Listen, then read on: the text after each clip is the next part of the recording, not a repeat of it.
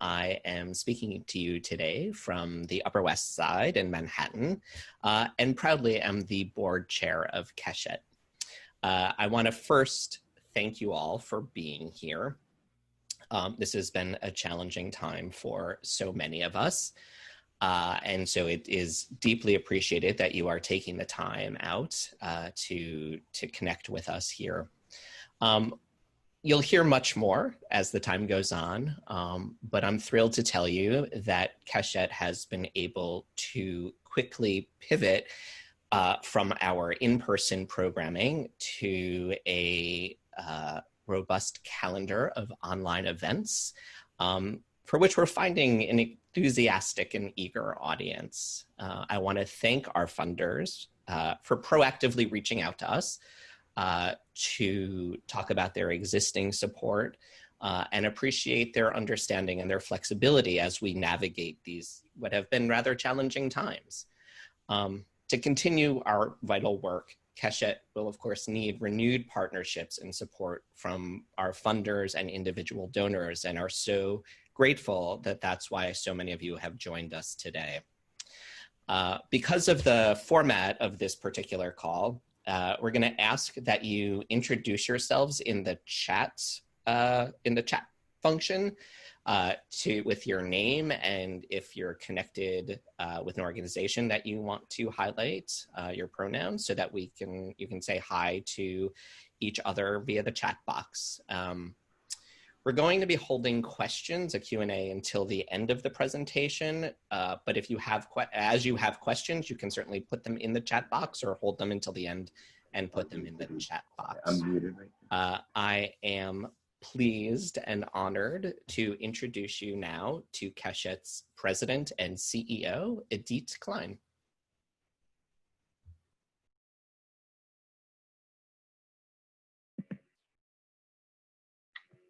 Thanks so much, Seth. And thank you to all of you who have joined us here today. I have two headlines for you. First, gratitude. We're so grateful, as Seth said before, we're just so grateful to each of you for standing by us and for continuing to offer your steadfast support. I can't tell you how much it meant to us to receive assurances from so many of you early on that we can continue to count on you. So thank you. Secondly, Keshet is strong, resilient, and we know how to adapt. Within days of sheltering in place starting in early March, we moved our in-person programs into virtual programs. And yet the impact of those virtual programs has, of course, been anything but virtual. The impact has been absolutely real. I want to tell you about the difference it has made in the lives of LGBTQ young people to have a community of peers and adult mentors accessible just a click away through Keshet. As many of you know, LGBTQ young people disproportionately experience a sense of isolation, even in the best of times. And so in this time of forced isolation, many LGBTQ young people have felt an even more exacerbated sense of isolation, loneliness, and vulnerability. Keshet has given LGBTQ young people opportunities at least weekly to come together online over the past 2.5 months. For some, these gatherings are about maintaining important social connections, opportunities to get support and to give support. And for others, these are first-time opportunities to connect, first-time vital connections. These are teens who, because of opposition from their parents or challenges with mobility or with travel, haven't been able to access in-person Keshet Shabbatonim, but they are able to access online teen programs. It's painful for me, but I think also so important to recognize that it is because of this time in which we have been cut off from in-person connections that these young people have been able to access these vital connections and feel seen, some of them for the first time. I'm now so pleased to be able to introduce you to a teen involved with Keshet, Lila Bruston. Lila is 17 and lives in Nashville, Tennessee. Not only has she attended 5 Keshet Shabbatonim in the past 2 years, She also was on the steering committee of the 2019 Women and Girls Shabbaton and served as co-chair of the 2020 West Coast Shabbaton. I'll also add that Lila was awarded a 2020 Bronfman Youth Fellowship. Mazal tov, Lila. I actually received a Bronfman Fellowship as well back in 1989, just a few years ago. So Lila, in addition to being part of the Keshet family, together, I'm happy to welcome you to the Bronfman family. Thank you so much for being here today. And again, as Seth said earlier, if any of you have questions while Lila is speaking, please put them in the chat and we'll make sure to address them at the end. Thanks so much. Lila? Thank you, Edie. I'm so happy to be able to share about my experiences with Keshet. Since moving to Nashville in 5th grade, I've had a difficult time finding LGBTQ and Jewish communities.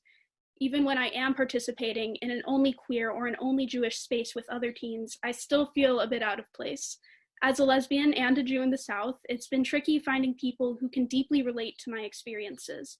In 2018, my freshman year of high school, my mom helped me find Keshet and encouraged me to go to the Atlanta Shabbaton. I was nervous, but I'm so glad I went. That first experience really fulfilled what I had been missing at home. At the Shabbaton, I found a real community to be a part of that I could connect and be open with. I felt more solidified in who I was because of this. After Atlanta, I went to 2 other Shabbatonim, making friends and learning more about being both Jewish and queer.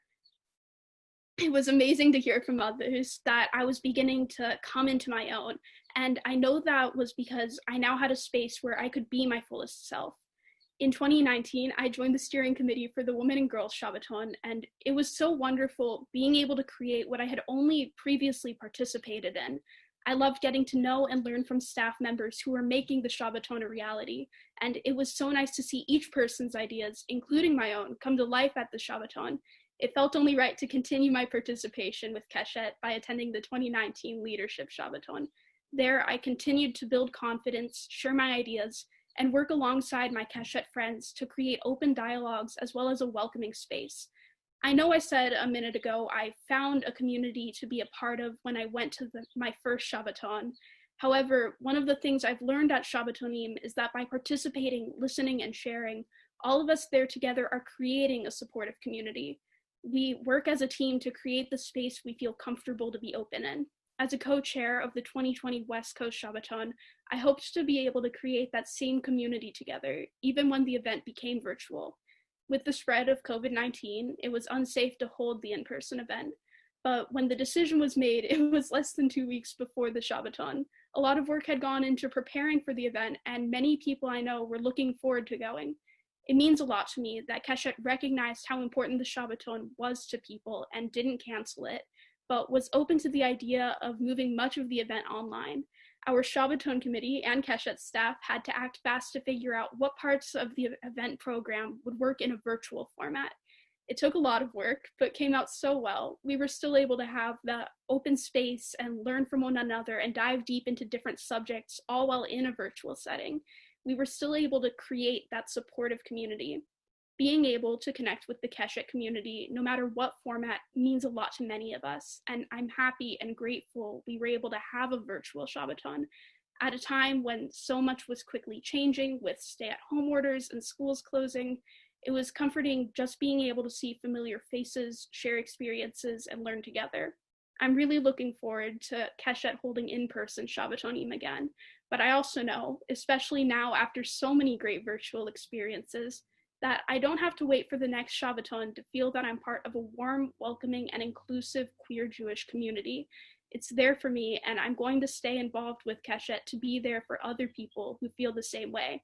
As I think about graduating from high school, I'll be looking to bring the lessons I've learned and the same openness and warmth onto campus.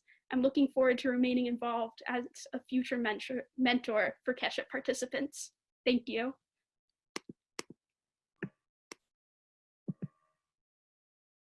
Thank you so much, Lila. You just brought so much happy to my day.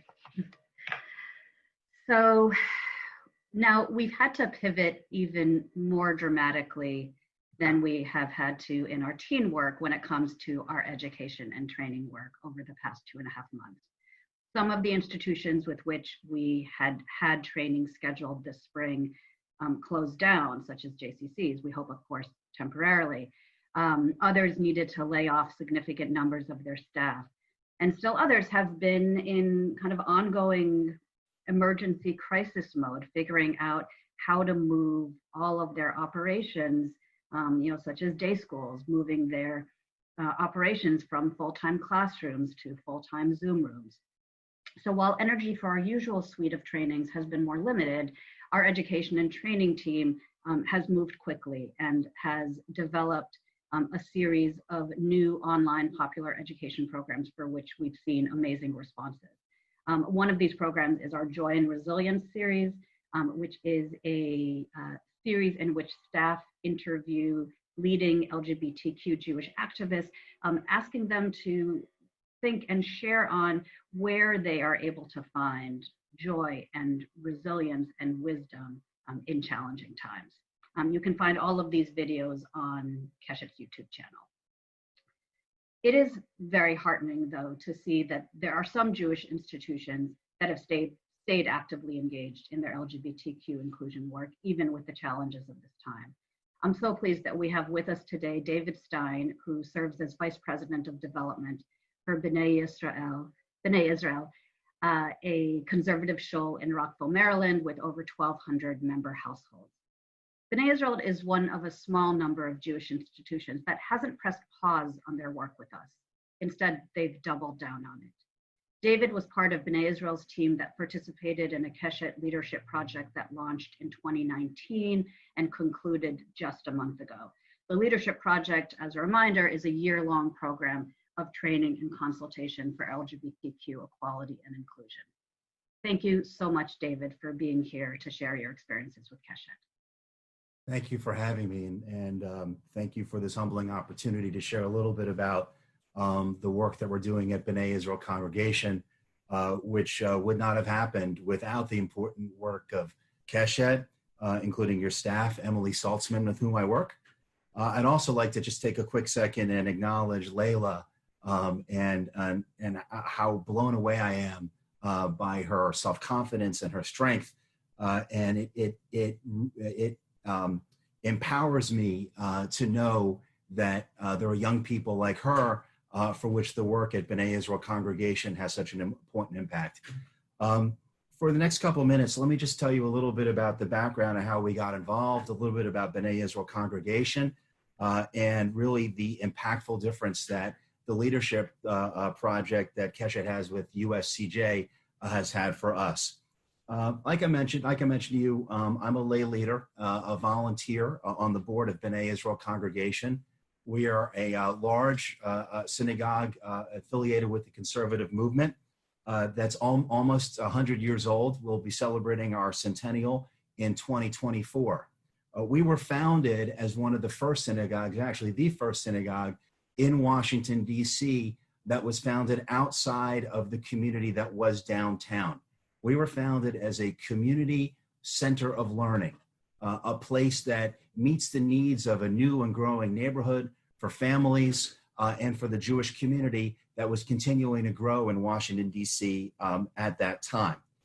Our synagogue has a unique role in that we are located in Rockville, Maryland now, in the heart of what I would loosely call the Montgomery County Jewish community, meaning that we are right next door to the Bender JCC of Greater Washington, the Charles E. Smith Jewish Day School, as well as the Hebrew Home.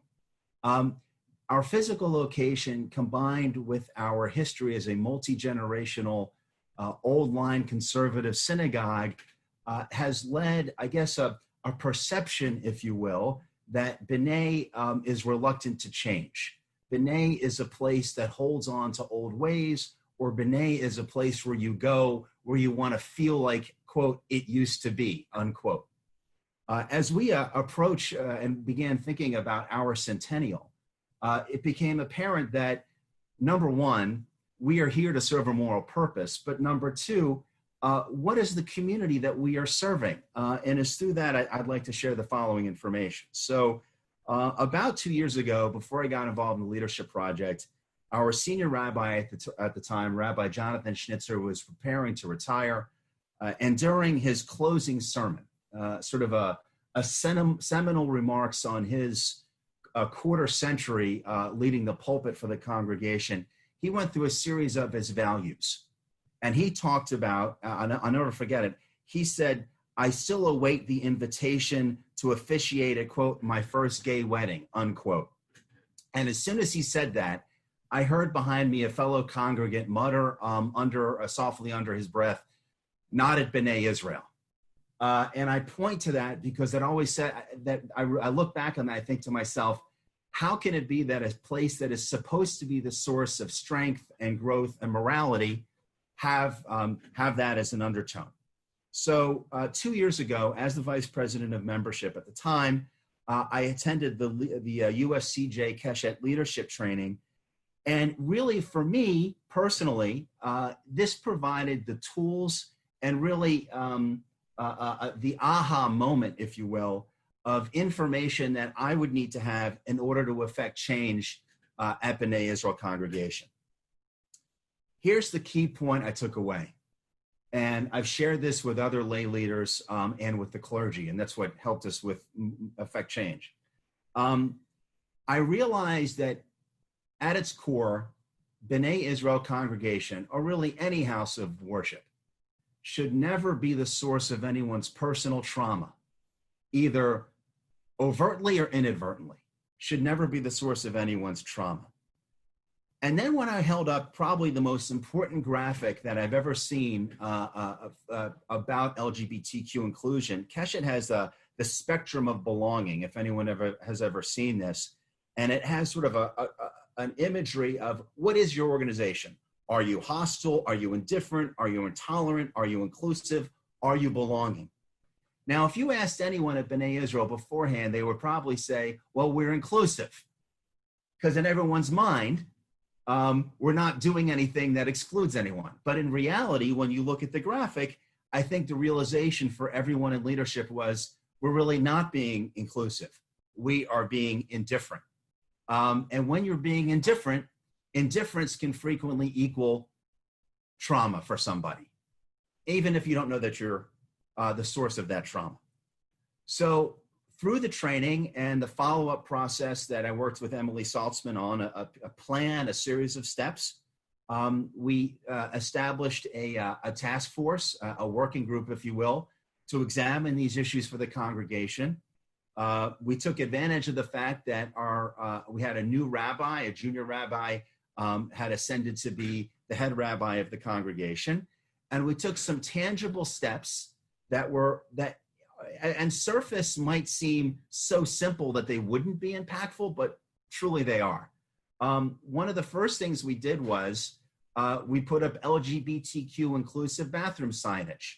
Now, mind you, this is a large synagogue where people are not just coming for services, but the community also uses our facilities as well. When that signage went up, this was the first visible example of change that people had seen in the congregation in this topic area. And the positive feedback that we received was really uplifting. People who had family members that were part of the LGBT community, allies who felt this was the right thing to do, and others who felt it was just the right kind of step. That also led to a review of all of our documents to make sure that we had no language in there that was not inclusive, a review of our academic academic curriculum for our religious school and for adult education. And most importantly, in a conservative synagogue like B'nai Israel, that has a tradition of adhering almost to a conservadox approach to Judaism, we have what I loosely call Shabbat instructions. When anyone walks in, it's a blank shell, but the outside of the shell is pre-printed material. The history of the congregation on the back and sort of the instructions on when to wear talit, when not to, we reworked that in a way that was much more inclusive. And what I realized was that is so critical in an environment that puts a high premium on traditional gender roles like B'nai does. Simply by stepping forward and changing some signage and reworking some language, we've, again, take steps to alleviate the possibility that we could ever be the source of anyone's personal trauma. Additional changes include new LGBTQ inclusive language on our newsletters, signage throughout the congregation, and most importantly, we did a little training for our clergy and senior staff. And what that did was, when you have one person who leads, it inspires others to take action. So I'm proud to say that because of COVID-19, this also presents opportunities. We had our first Zoom program related to LGBTQ issues in Israel and how they relate to what's happening in the United States. And I'm also proud to report that because of the training that we did for our clergy, a new member of our clergy, one of the cantors, has taken the lead, and we will be having our first Pride Shabbat in a couple of weeks. As we look to the future, and as we think to reopen physically, I look at that as a way to say, and it'll be visibly more apparent, we are more inclusive than we ever have been before. Our work in faceted, and part of our objective of setting a course for B'nai Israel for the second century. We continue to be a community-based center of learning for everyone, and the reality is we are doing what is right, but we are also doing what is necessary to reflect the needs of the community, and frankly, to make our congregation sustainable as we go into the future. We are reflecting the community that we are in at large. The Montgomery County, Maryland Public Schools now has coursework in LGBTQ history, and our county council has the first openly gay member of council in history. So these changes for B'nai are not only morally right, they are also strategically correct. I'll leave you with this. If we are not proactive in recognizing and affirming the existence of LGBTQ people, then we are causing harm to people in our community and even to those of our own families. So I want to extend my deepest gratitude to Keshet and the program that you have that has really affected change in a conservative synagogue that we're hopeful will continue to grow. Thank you. Thank you so much, David. That would have been incredible to hear even in ordinary circumstances. It is so powerful to hear about how B'nai Israel isn't putting LGBTQ equality work on hold now while you work on the core issues. And that's because you see LGBTQ equality work as part of the core issues. So thank you. As I work to raise funds for Keshet's core work, I'm grateful every day to have as my partner in that effort, Keshet's Chief Development and Communications Officer, James Cohen. I'm glad to turn this over to James now for a few minutes, who can give you a sense of the state of Keshet's funding. Thank you. Thank you so much, Edith. And thank you to David and to Lila.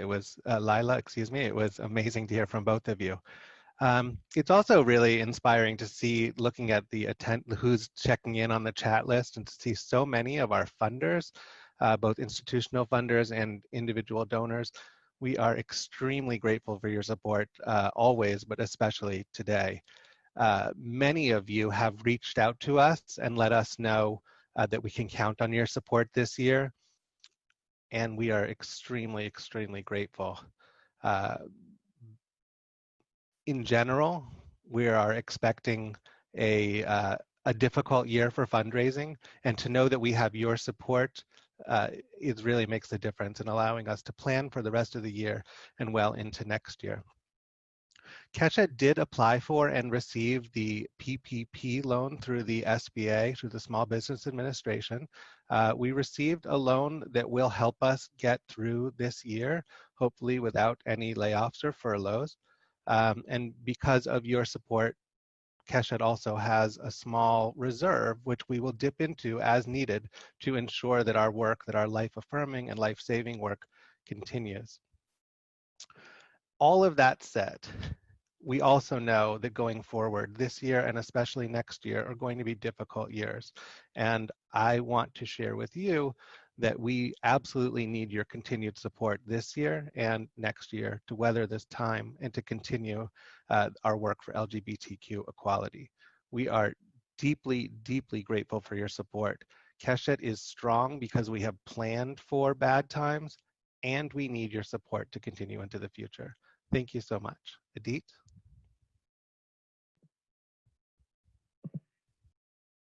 Thanks so much, James. So that brings us to the end of our this part of our sharing updates with you about how Keshet has been doing during this time. We're happy to turn now to your questions. I don't think I see any new questions in the chat. If anyone else from the Keshet team has noticed one, please give a shout. One did come in to me directly, and the question is, how is Keshet planning for the future, and what do you imagine the future will look like? Well, if we could answer that, we would have everything that everybody needs in the world right now. But joking aside, so along with the rest of the Jewish nonprofit world and everyone else, we are deep into scenario planning now. We are doing our best creative thinking to look at what it may mean for Keshet for most or even all of our programming to continue being online for the foreseeable future, for our work to be partially online and modified in person, and so on and so forth. And so we're looking at the implications for programming, for staffing, and of course for fundraising and our overall capacity as an organization. A big piece for us as we look to the future is trusting that more and more Jewish institutions will start to do what B'nai Israel never stopped doing, which is asking the question, what kind of Jewish community do we want to be? Who do we mean by we when we talk about the we of this community? And if they're not asking that question, then we see our role at Keshet as gently but in a motivating fashion, asking the questions that will prompt action and engagement, asking leading institutions and community leaders to start asking questions like, what do we mean when we say we're focusing on the core? Who is left out of that core? And who do we want to feel a sense of belonging in this community now and in the future? So those are the kinds of questions that we're trusting communities will start asking again, which will lead them to engage in LGBTQ equality and inclusion work, and that we will be putting out there into the Jewish community. All right, see a question. Guidance, Ari Culture, Shep Englander asks, for guidance regarding culture change in a traditional community, such as stating pronouns and understanding non-binary identities and pronouns. Shep, I would say that we have a lot of resources that we would be glad to share with you, and perhaps even better, would be glad to do a consult with you on that.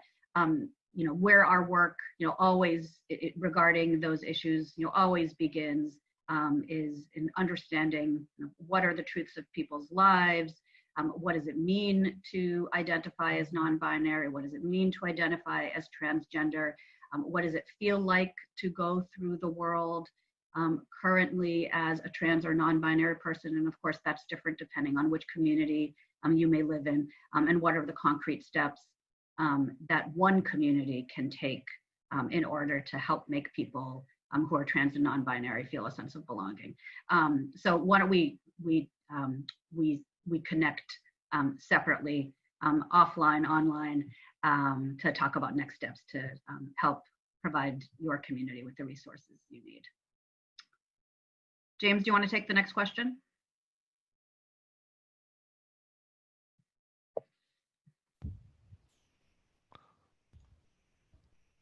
All right. Sure. There's a number of questions that have come in, and I'm happy to answer any of them. But which one would you like me to answer? You can just pick one. Absolutely. So Lisa Eisen asked a question about adjusting our strategic plan in light of COVID. I think this is definitely a question that any of us could answer, that we are absolutely looking at all parts of our work and how we can best achieve those same goals through mostly virtual means. There are changes we're going to make to the program delivery, but at this time, our hope is to continue to reach all of the goals for which we have been working for many years, both in institutional change, supporting Jewish organizations, supporting Jewish LGBTQ teens, and in our community mobilization work. So how we achieve those goals will likely look different, but from this moment, and of course, who knows what it will feel, how things will look in a month or 3 months or 6 months. But at this moment, I would suggest that the goals are the same. It's just the program delivery that's going to be different. So yes to everything that James said, and I would add in some role reversal for the two of us that we are of course aware that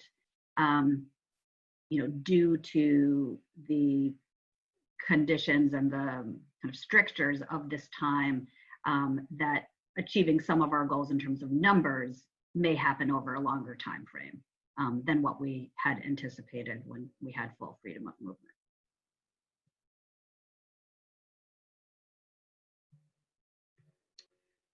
Okay, I see a question about from Jean Goldstein-Plesser. Hi, Jean, a past Keshet staff person, who asks if and how Keshet will be engaged in local, state, federal elections this year. So as a 501c3, we will not be engaged directly in elections in terms of endorsing candidates or working for candidates. We will, however, be speaking about the issues that people need to be concerned about now, as well as during an election year, and when it comes to looking at who to vote for office, people obviously can make connections where they look at the different stances that electeds and potential electeds take on different issues.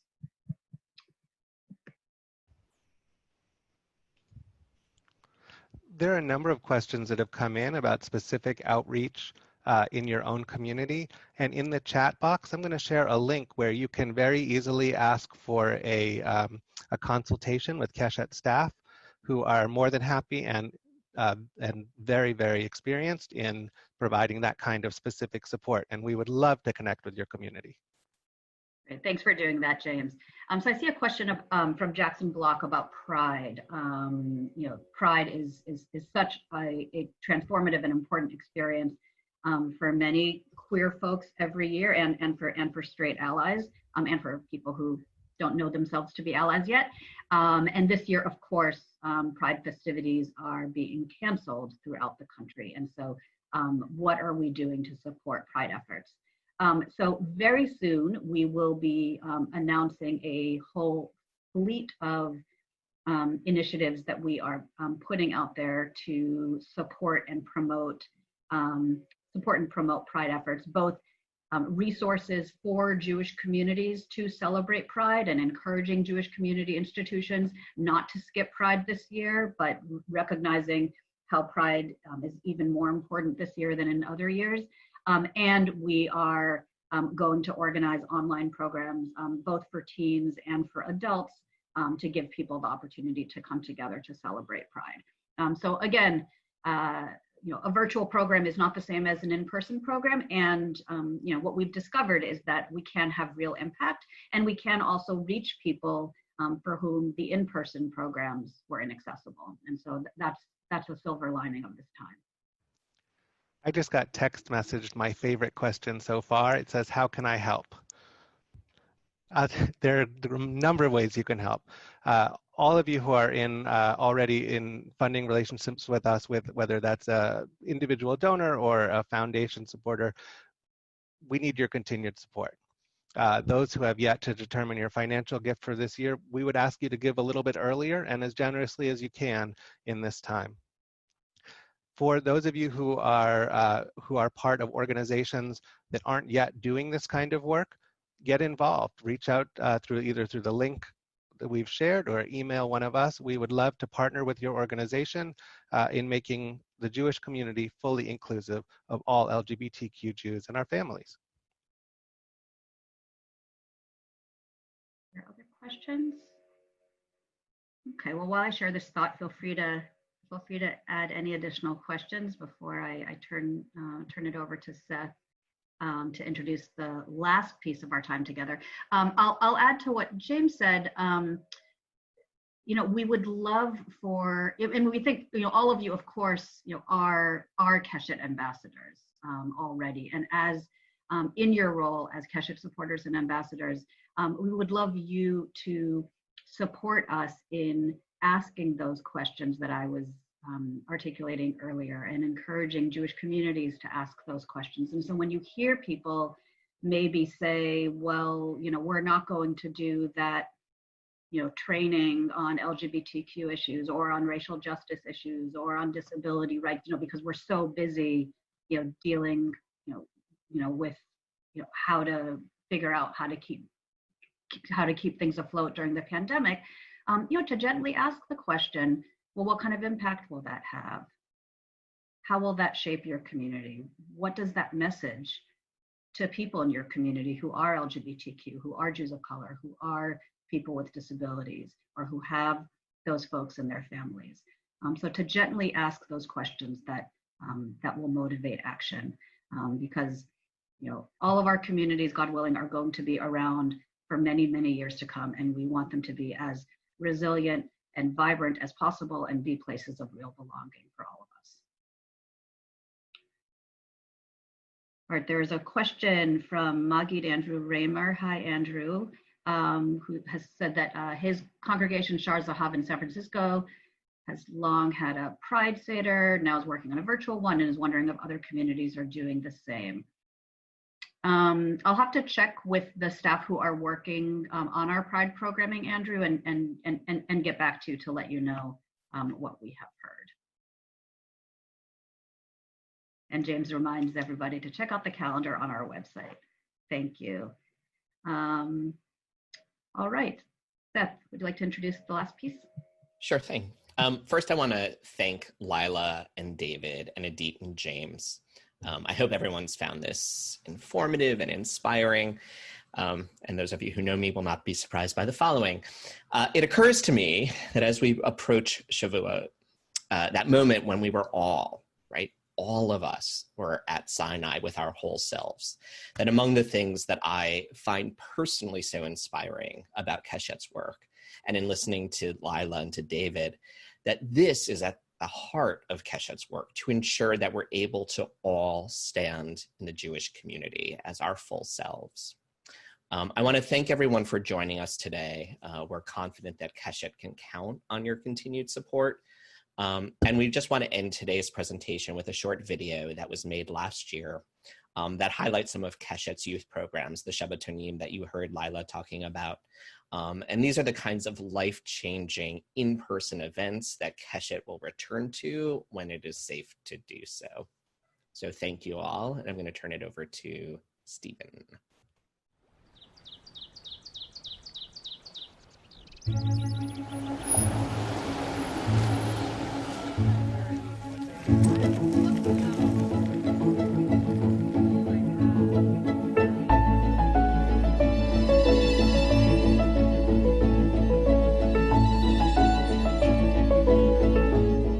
Shabbat is a taste of the world to come. So I really want to set that as an intention that we are creating the world to come on Shabbat. And what we decided on is that we wanted the theme to be building futures, and specifically, given our identities and what brings us here, building queer Jewish futures. Let this be an opportunity to think about what that future looks like. And how we can bring it into this space. I first participated in a Shabbaton when I was a junior in high school.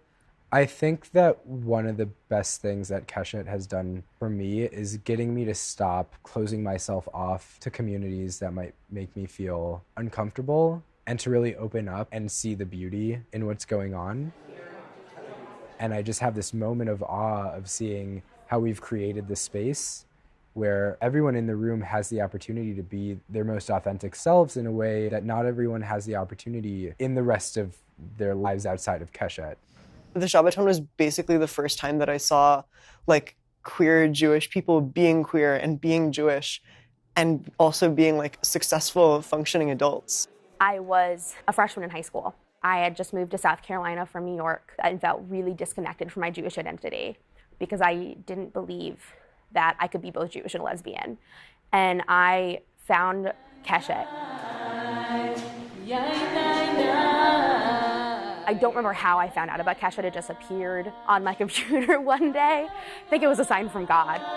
We think this is my 9th Shabbaton, which is kind of mind-boggling to me as I'm only 19, and so I have many more years to go with this organization.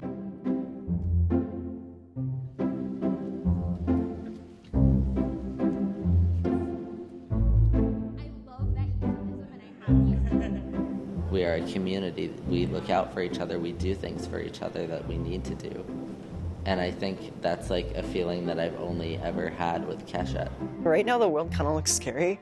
Like there's a lot of stuff going on that like we don't really know what's going to happen. Our current political climate is so toxic towards the LGBT community and takes a really complicated stance on the Jewish community of America. And I experience probably way more anti-Semitism than I do homophobia, which I don't know what that says about our society, but it says something. I think it's a matter of navigating a world that is not fully meant for you. I mean, I get called a dyke a lot. I get called all these names. But I still wear a Magen David. I still try to be me. When kids question me, I try to be honest. Keshet gives participants tools that they need to survive or to make change in this current climate.